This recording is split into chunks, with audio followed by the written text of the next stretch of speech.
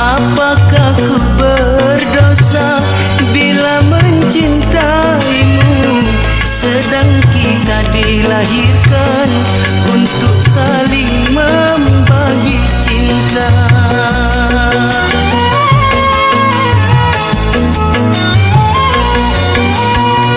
Apakah kau jadi hina bila ku menyayangmu, sedang cinta anugerahnya untuk saling kita curahkan.